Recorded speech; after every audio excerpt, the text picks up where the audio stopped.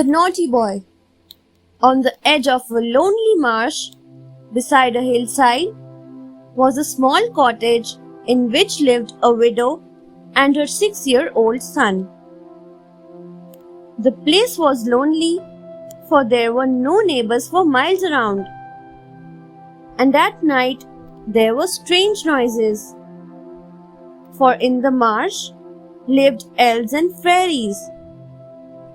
The widow made up the fire in the evening and liked to go to bed early, so that she might hide under the bed covers if she heard the fairies or something dreadful happened. Her son sat on a stool in front of the fire and would never come to sleep when she called him, even if she threatened to whack him. He was very willful and naughty. Winter was setting in, and the widow had just made a fire after supper and called her boy. But he shook his head. "The fairies will get you," she threatened, and went to bed.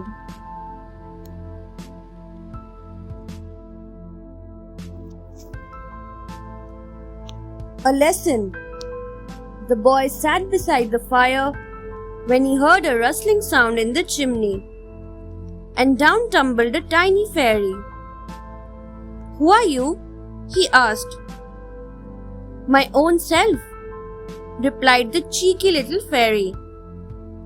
"And you?" "My own self too," replied the boy. They played on the mat. She made animals out of the ashes, a little house with tiny men and women, all living and talking. Then an ember flew out of the fire and fell on the fairy's toe. She began screaming loudly, and nothing the boy could say would keep her quiet. There was a rustling in the chimney, and an older fairy stretched out a long arm and grabbed the little one. "What happened?" she asked, and the fairy told her about the ember. "Who did it?" "My own self," she said. The elder fairy took her away. The boy crept into bed, and now he slept early every day.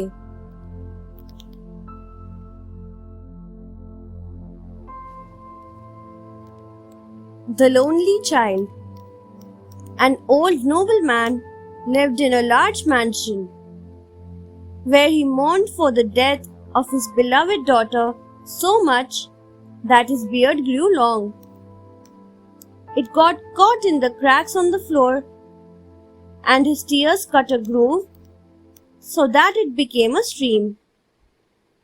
He had a granddaughter, but he didn't wish to see her face at all, because his daughter had died when she was born.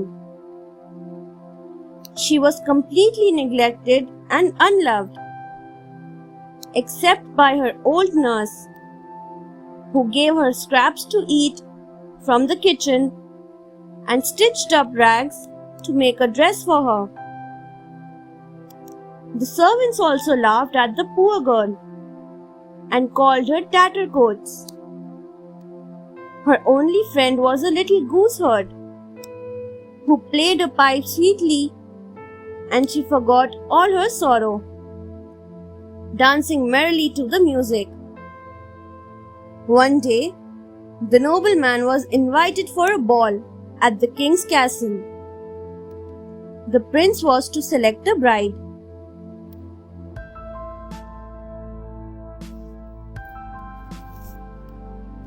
The transformation. The old nobleman got his hair trimmed and bought new dresses to go to the king's ball.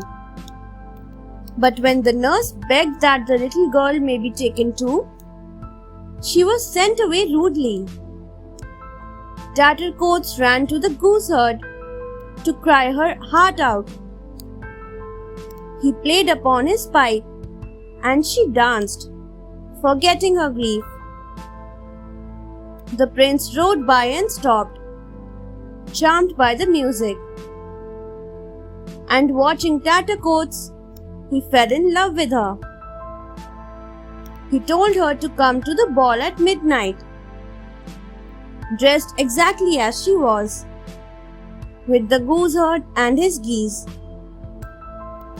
She went as he asked, and there, before the king and the nobles, the prince presented her as his bride.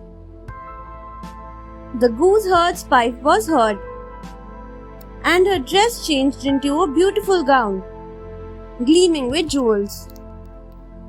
Everyone was amazed.